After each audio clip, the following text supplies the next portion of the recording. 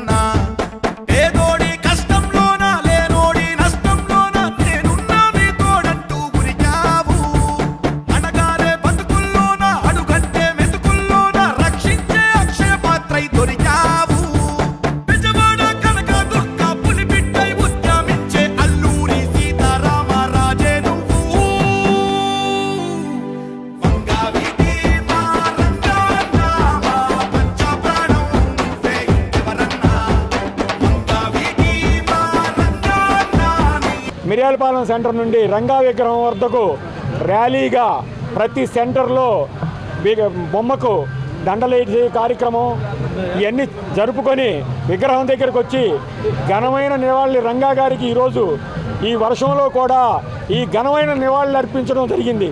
మన రంగా గారికి ఈరోజు 36వ వర్ధంతి సందర్భంగా ఇక్కడ కార్యక్రమాలు ఇంత వర్షమైనా కూడా కార్యక్రమం నిర్విఘ్నంగా జరిగిందని తెలుపుకుంటూ అన్నదాన కార్యక్రమం ఇవన్నీ కార్యక్రమాలు జరుగుతున్నాయి.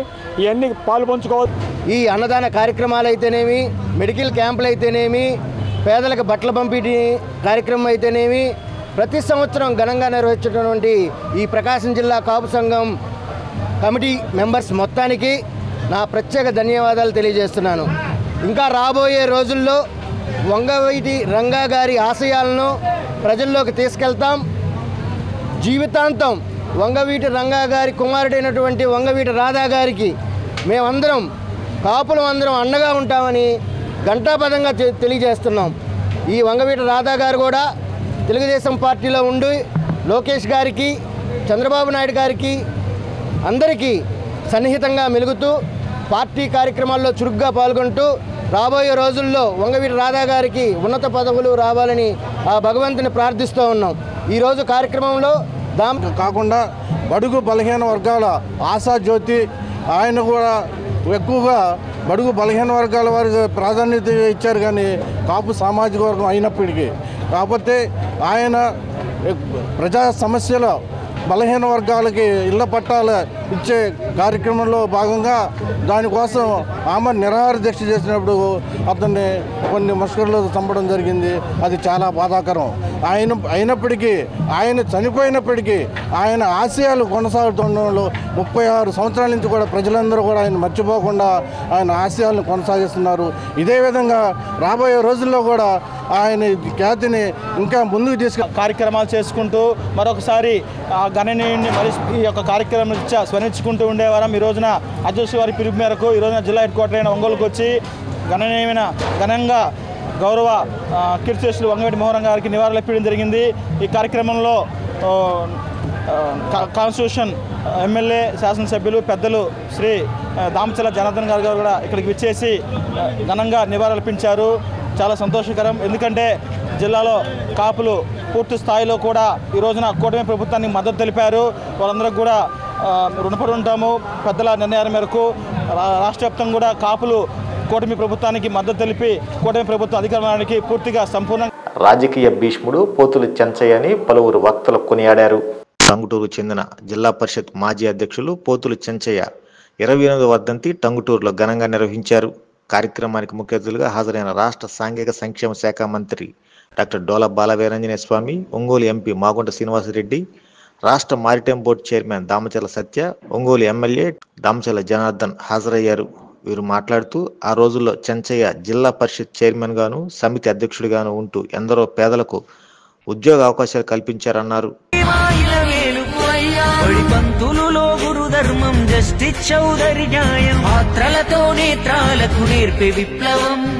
ఆంగికం వాచకం ఆహార్యంలోన విశ్వవిఖ్యాత నట సార్వభౌముడు శిఖరం. అటు నటనాయిటు నిర్మాణాలు పైగా దర్శకత్వం పరుగే నిరంతరం. సాంఘికాలు జానపదాలు చరిత్ర పౌరాణికం చెరగని రామశకం. బసవరామ తారకమే నీనుతన తిలకము. ఆ తల్లి సల్లని గడుపు ఇచ్చే సంతానము. సధర్మచారినికి వైద్యం లేని రోగం. విలవిలలాడాడు తాళలేక వియోగం. అందుకే నిర్మించను క్యాన్సర్ రోగుల కోసం బసవతారకమ్మ పేర వైద్యాలయం.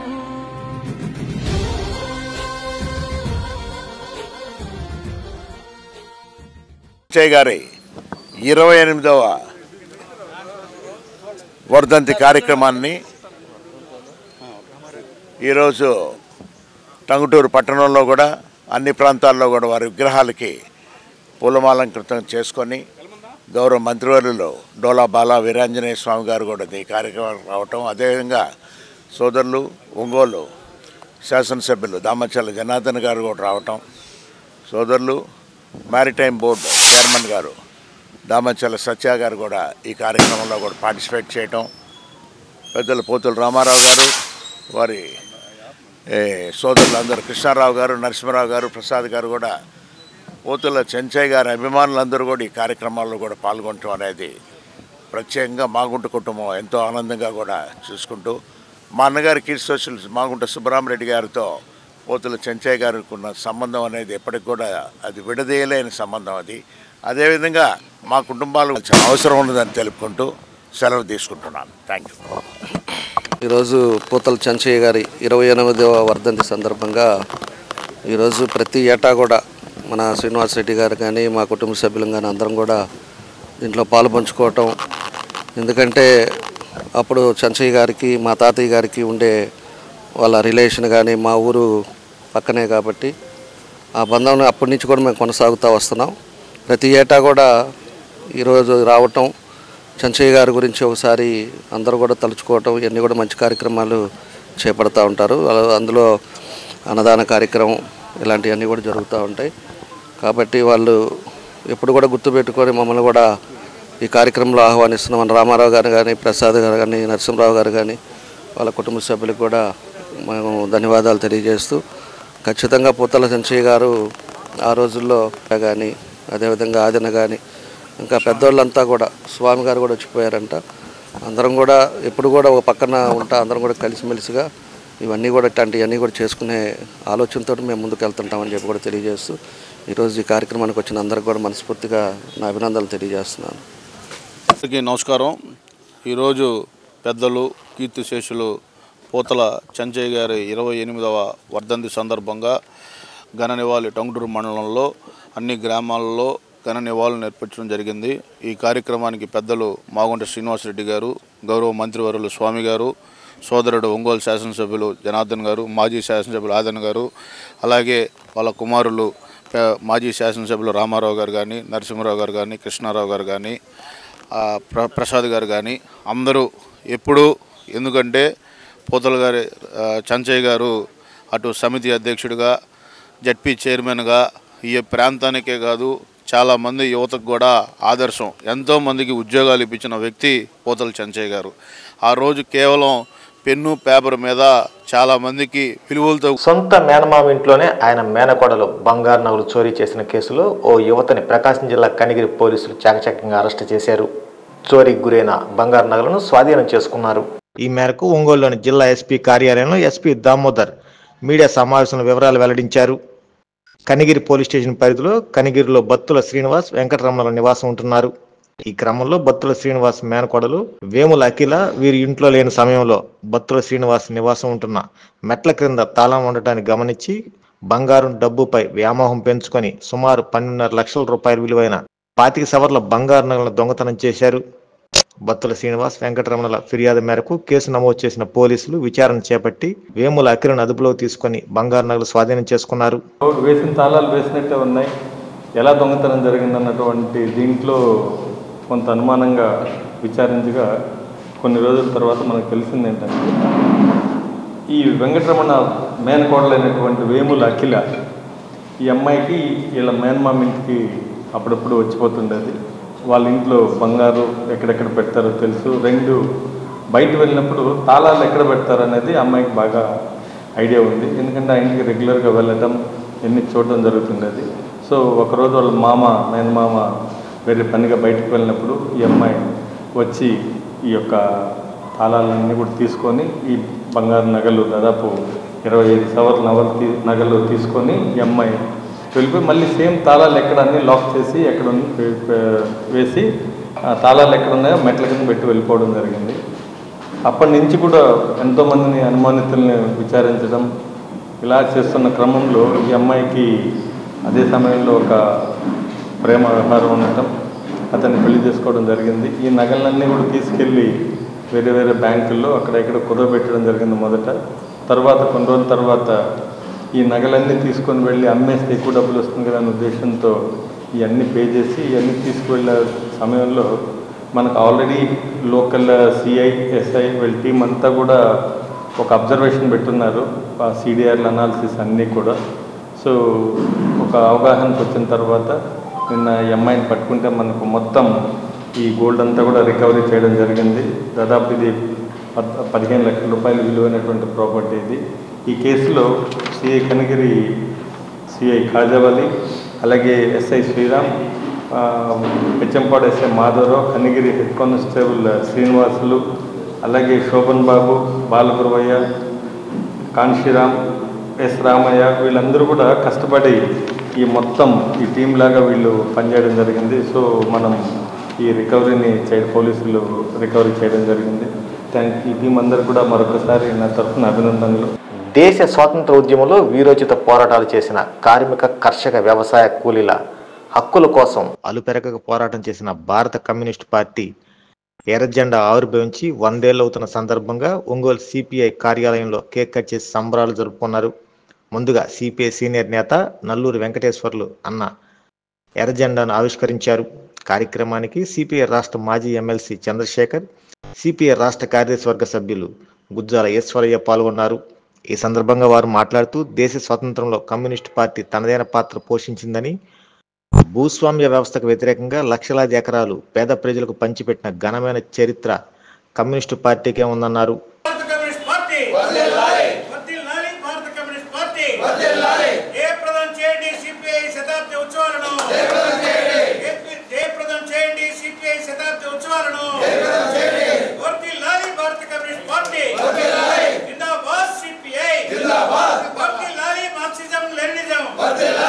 లేకపోవచ్చు కానీ అనేక చట్టాలు రావడానికి, ప్రజలకు ఉపయుక్తమైన చట్టాలు రావడానికి కమ్యూనిస్ట్ పార్టీ కారణం. ఉదాహరణకి ఆ రోజుల్లో జమీందారులు వేల కొద్ది ఎకరాల భూములు, ఎస్టేట్లు, నిజాం నవాబు, చల్లపల్లి జమీందారు, వెంకటగిరి జమీందారు ఇలాంటి వాళ్ళంతా కూడా భూమికి యజమానులుగా ఉండి పేదలను దోచుకుంటున్న పరిస్థితి. అలాంటి రోజుల్లో పరిస్థితుల్లో కమ్యూనిస్ట్ పార్టీ మొట్టమొదటిగా నినాదం ఇచ్చింది, దున్నేవాడికే భూమి కావాలని. భారతదేశంలో దున్నేవాడికి భూమి కావాలని మొట్టమొదటిగా నినాదం ఇచ్చింది కమ్యూనిస్ట్ పార్టీ. దాని ఫలితంగానే అనేక సంవత్సరాల పోరాట ఫలితంగానే ఆ భూ సంస్కరణ చట్టం ఒక రకంగా కొంత లోపాలు ఉన్నప్పటికీ కూడా తీసుకురావడం జరిగింది. ఈ ఎస్టేట్లన్నీ కూడా బద్దలు చేయబడ్డాయి. అందువల్ల ప్రపంచ పరిస్థితుల లోపల, మన దేశంలో ఉన్నటువంటి పరిస్థితుల లోపల మార్క్సిజాన్ని, లెనినిజాన్ని అన్వయించి ఆ క్రమంగా ప్రజల్ని సమీకరించి ప్రజాస్వామ్యాన్ని, రాజ్యాంగాన్ని, అలాగే ఫెడరల్ వ్యవస్థని, ప్రజాస్వామిక వ్యవస్థలన్నింటినీ కాపాడుకోవలసినటువంటి రాజ్యాంగ పరిరక్షణ ఆవశ్యకత ఎంతో ఉన్నదని చెప్పేసి భారత కమ్యూనిస్ట్ పార్టీ పిలుపునివ్వడం జరిగింది. ఈ సందర్భంగా లక్షలాది మందిని ప్రజలను సమీకరించి పెద్ద ఎత్తున నిర్వహించాలని జాతీయ కమ్యూనిస్ట్ పార్టీ పిలిపించింది. ఆ మేరకు ప్రకాశం జిల్లాలో ప్రారంభ సభ ఈరోజు శతాబ్ది ఉత్సవాల ప్రారంభ కార్యక్రమం ఈరోజు జరుగుతుంది. ఈ సందర్భంగా సాయంత్రం 3 గంటలకి ఇక్కడే కమ్యూనిస్ట్ పార్టీ ఆఫీస్ దగ్గర నుంచి ర్యాలీ, అనంతరం సివిఎన్ రీడింగ్ రూమ్ దగ్గర బహిరంగ సభ జరుగుతుంది. ఈ బహిరంగ సభలో పార్టీ రాష్ట్ర కార్యదర్శి వర్గ సభ్యులు ఈశ్వరయ్య గారు, మాజీ ఎమ్మెల్సీ పిజే చంద్రశేఖరరావు గారు, కమ్యూనిస్ట్ పార్టీ సీనియర్ నాయకులు నల్లూరి వెంకటేశ్వర్లు గారు వీళ్ళందరూ పాల్గొంటున్నారు.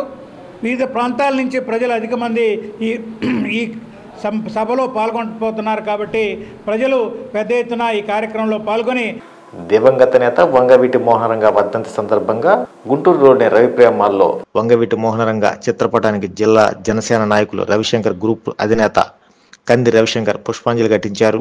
ఈ కార్యక్రమంలో జిల్లా లీగల్ సెల్ అధ్యక్షులు సుంకర సాయిబాబా, ప్రకాశం జిల్లా జనసేన పార్టీ ఉపాధ్యక్షులు చిట్టెం ప్రసాద్, కార్యదర్శులు చనపతి రాంబాబు, కళ్యాణ్ ముత్యాల, నగర జనసేన పార్టీ ఉపాధ్యక్షులు పిల్లి రాజేష్ తదితర నాయకులు పాల్గొన్నారు.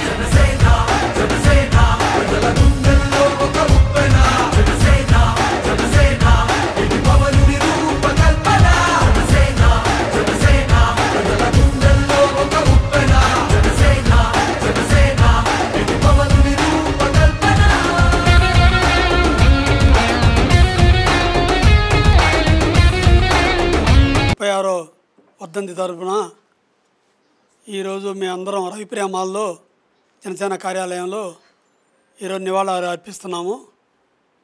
అందరూ జన సైనికులు, వీర మహిళలు, ప్రతి ఒక్కళ్ళు, రంగాన్ని అభిమానించే ప్రతి ఒక్కళ్ళు అందరూ వచ్చారండి.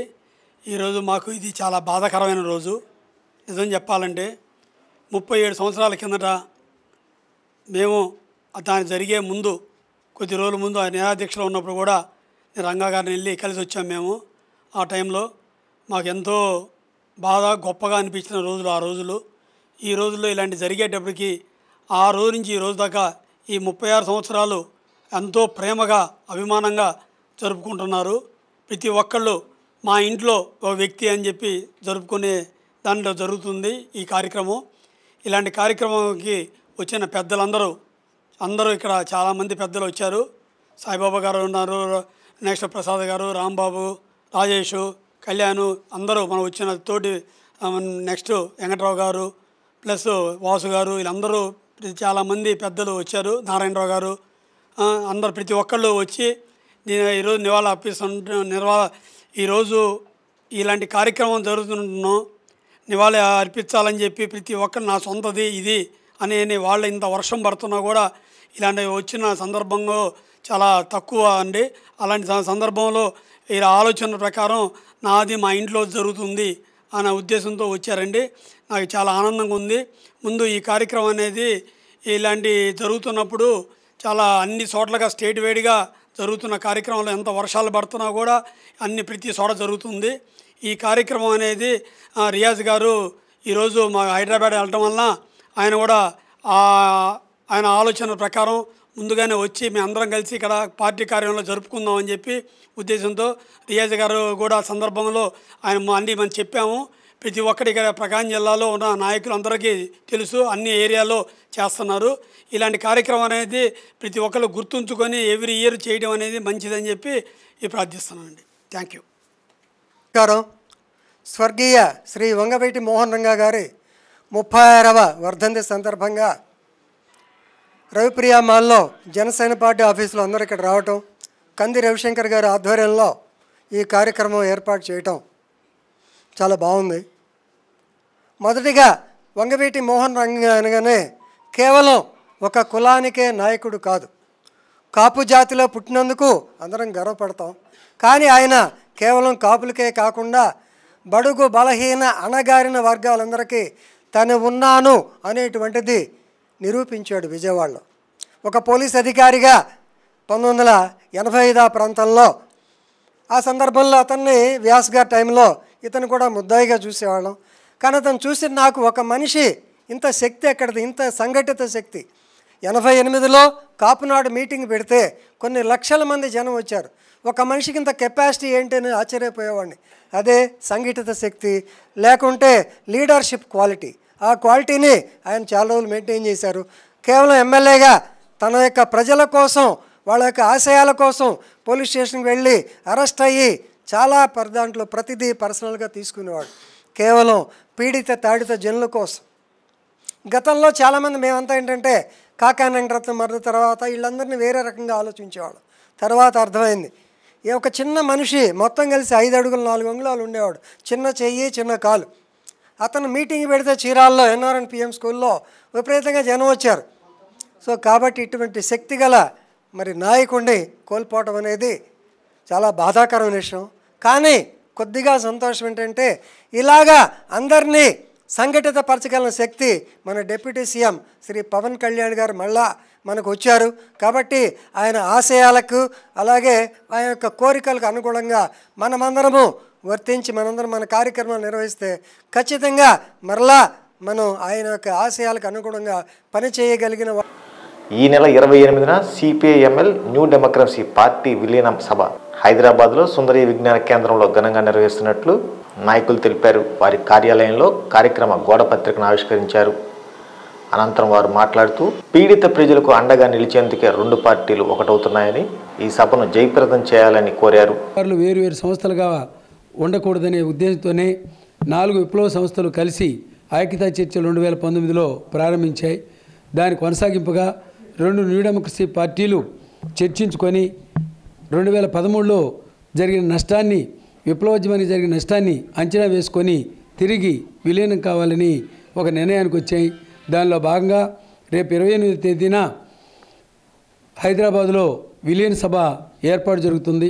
దీనికి పునాదిగా 2024 ఏప్రిల్లో జరిగిన మహాసభలలో ఆమోదించిన డాక్యుమెంట్లని ప్రాతిపదికగా తీసుకొని అవన్నీ కూడా ఇవాళ ప్రతిఘటన పోరాటాన్ని, విప్లవ పందాన్ని ముందుకు తీసుకుపోయేగా గుర్తించి 2 సంస్థలు ఆమోదించడం జరిగింది.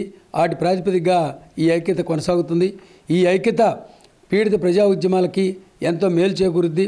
అలాగే ప్రజా ఉద్యమాలకి మంచి ఊపు వస్తుందని, భవిష్యత్తులో భూమి భుక్తి విముక్తి కోసం జరిగే పోరాటానికి ఈ ఐక్యత ఎంతగానో దోహదపడుద్దని, అమరవీరులు ఆశించిన ఆశయాల్ని ముందుకు తీసుకోవడానికి ఈ ఐక్యత ఎంతో దోహదపడుద్దని ఈ సందర్భంగా మోడీ నాయకత్వంలో పరిపాలన కొనసాగుతున్న నేపథ్యంలో ఈ దేశంలో ప్రజాస్వామ్యాన్ని, భూమి విముక్తి పోరాటాలని పరిరక్షించుకోవడం, కాపాడుకోవడం అనేటువంటి సందర్భంలో సిపిఎంఎల్ న్యూ డెమోక్రసీ 2 కేంద్ర కమిటీలు రేపు 28వ తేదీన హైదరాబాద్లో జరిగే విలీన సభలో ఒకటవుతున్నాయి. ఈ దేశంలో విప్లవకారులు 50 ఏళ్లుగా భూమి విముక్తి పోరాటం నిర్వహించారు, అసమాన త్యాగాలు చేశారు. అయినప్పటికీ కూడా ఈ దేశంలో నూతన ప్రజాస్వామిక విప్లవాన్ని సాధించడం కోసం 2 న్యూ డెమోక్రసీ పార్టీలు విలీనం కావాలని నిర్ణయించుకున్నాయి. ఈ దేశంలో పాలకులుగా ఉన్నటువంటి నరేంద్ర మోడీ పరిపాలనలో ప్రజాస్వామ్యాన్ని హరించివేస్తున్నారు, పౌర హక్కులను హరించివేస్తున్నారు, భూమి విముక్తి పోరాటాలను అణిచివేస్తున్నారు, ప్రజాస్వామ్య హక్కుల గొంతులను అణిచివేస్తున్నారు. పీడిత ప్రజలకు అండగా నిలిచేందుకే న్యూ డెమోక్రసీ 2 పార్టీలు విలీనం అవుతున్నాయి. ఈ సందర్భాన్ని పురస్కరించుకొని హైదరాబాద్లో జరిగే విలీన సభను జయప్రదం చేయాల్సిందిగా కోరుతున్నాను. సిపిఎంఎల్ న్యూ డెమోక్రసీ పార్టీ జిల్లా కార్యదర్శి సాగర్. ఈ వార్త సమాప్తం. నమస్కారం. గుండె సంరక్షణ కోసం మరింత జాగ్రత్త తీసుకోవడం అవసరం. ప్రకాశం, నెల్లూరు, కర్నూలు జిల్లాల్లో తొలిసారిగా ఆస్టర్ రమేష్ హాస్పిటల్స్ ఒంగోలులో అత్యాధునిక 160 స్లైడ్స్ UCT 780 స్కానర్ అందుబాటులోకి తెచ్చాయి. Computerised tomography, coronary angiography, CTCA దీనివల్ల సాధ్యమవుతుంది. CTCA పరీక్ష వల్ల గుండెకు రక్త సరఫరా చేసే కరోనరీ ఆర్టరీస్ కి జబ్బు చేసిందేమో తెలుసుకోవచ్చు. గుండెపోటు వస్తుందన్న దానికి అదే తొలి హెచ్చరిక. ఇతర పరీక్షలతో పోలిస్తే ఈ ఆధునిక పరీక్ష వల్ల ఎన్నో ఉపయోగాలున్నాయి. అసలు సమస్యని కరెక్ట్గా తెలుసుకుని తగిన వైద్యం చేసే వీలుంటుంది. గుండెకు సంబంధించిన ఏ సమస్య ఉన్నా ఆస్టర్ రమేష్ హాస్పిటల్స్ మీకు కొండంత అండ. మీరు పూర్తిగా విశ్వసించదగ్గ అత్యాధునిక ఆసుపత్రి ఇది. ఆడపిల్లే ఆశపడ్డాను